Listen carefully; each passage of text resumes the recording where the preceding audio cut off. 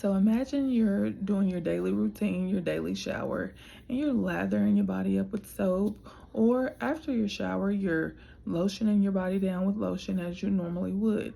And you come across a rash or sore that you haven't noticed prior to today. So you don't think twice about it. You're just like, okay, I'll make a mental note of it and I'll address it later if it continues, or if it goes away, I won't even think anything about it. So that rash or sore could very well be syphilis. A lot of us probably have never even heard of syphilis before, or you've heard of it, never thought about it, don't know the symptoms, the diagnosis, who it affects, what age it affects, just never had any reason to even think twice about it. Well, I feel the same way because I remember as a kid that my uncle had a baby that died, that was stillborn. And I remember as a kid going to the funeral and everything, but I never thought twice about it. But I remember as a kid hearing them say that the baby had syphilis and the baby died from syphilis. And so I really never thought about that until I researched syphilis, and until I really started hearing lately about the reappearance of it and how it is affecting more and more people since the pandemic. And so, like I said, just imagine you're showering or lotioning yourself down and you notice something. And like I said, you don't think twice about it. You just think, okay, it's a rash. I'll figure it out later on. It could very well be syphilis. And it usually begins with a sore, a lesion, or a rash on your private part, or a rash on your back and your feet, the bottom of your feet. And so that's the first red flag. And so syphilis started way back in the 1400s. And it started in Europe, and people at first, of course, had no idea what it was. And so as time went by, in the 15th century, the syphilis and the symptoms started to plague everyone.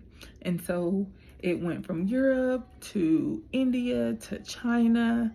They were going on boats with the army and the navy, and syphilis quickly spread. And so they named it the Great Pox way back in the 1400s, in the 15th century. And so at that time, they didn't know the method of transmission. They didn't have a name for it. They just knew that it was something that was plaguing everyone. It was spreading quickly, and we're going to have to figure that out.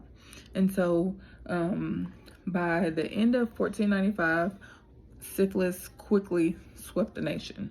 And so, of course, they started trying to figure out what it was and what needs to be done.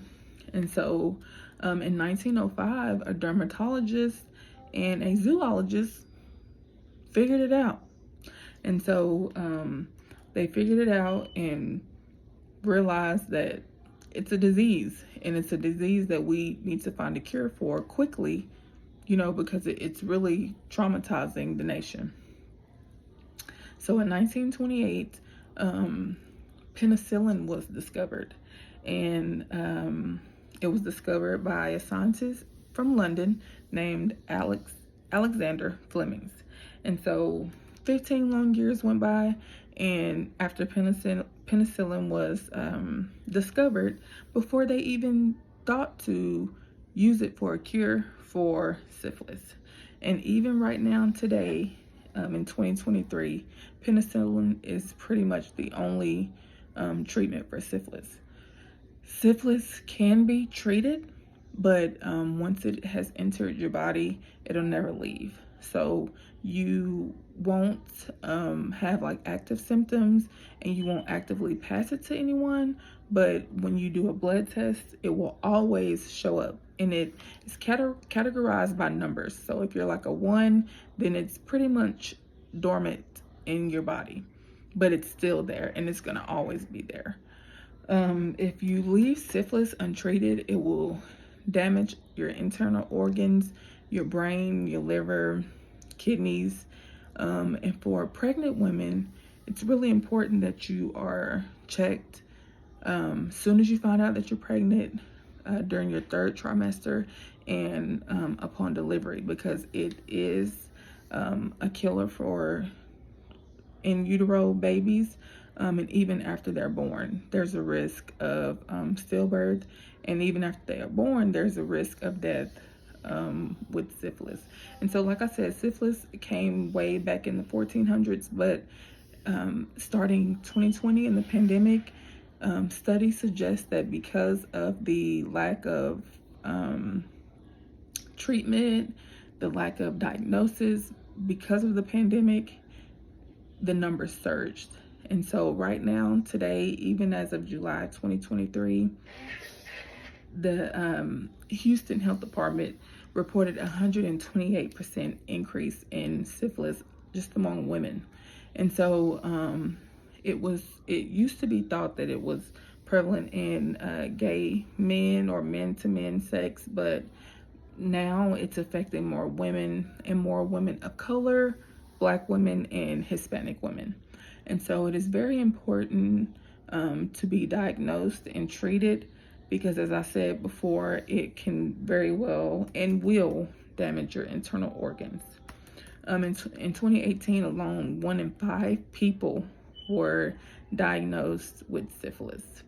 And that's, 1 in 5 people, just imagine that. So,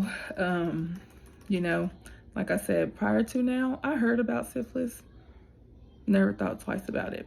But, like I said, I started seeing the spike in the numbers and seeing it talked about more. And so I looked into it.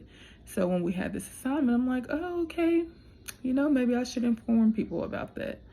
So if you want to ever research or anything, I have listed the sites where I got the information from. This is what syphilis would look like, and people, like I said, would never think twice about it. And so these are the rashes that are on the bottom of the feet and the hands. And a lot of times people are asymptomatic. They have no idea that they are have even been exposed, let alone have the syphilis diagnosis. So don't be afraid. Anything that you notice that's not normal or that is persistent, go get it checked. Your life is worth it.